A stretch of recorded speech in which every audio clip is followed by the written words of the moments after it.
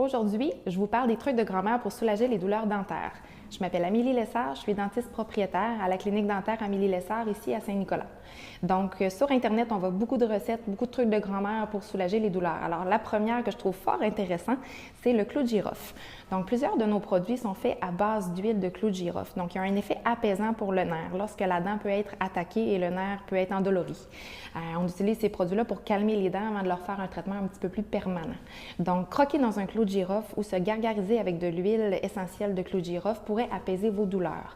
Faites attention par contre au goût assez prononcé. Deuxième truc, la glace.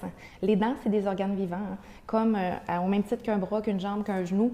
Lorsqu'on est endolori, lorsqu'on a de l'inflammation, on peut mettre de la glace. Tous les médecins, tous les professionnels le recommandent. C'est la même chose pour les dents.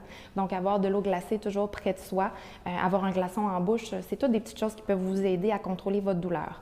Par contre, c'est de courte durée comme effet. On s'entend que la glace fond rapidement, l'effet de froid se dissipe rapidement. Donc, moins intéressant un petit peu pour la durée du soulagement que ça peut vous procurer. Troisième solution, l'ail. Donc, l'ail contient un composé chimique qui s'appelle l'alliine, qui est antibactérienne.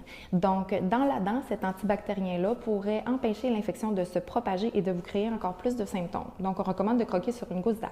Attention à votre haleine aussi à ce moment-là.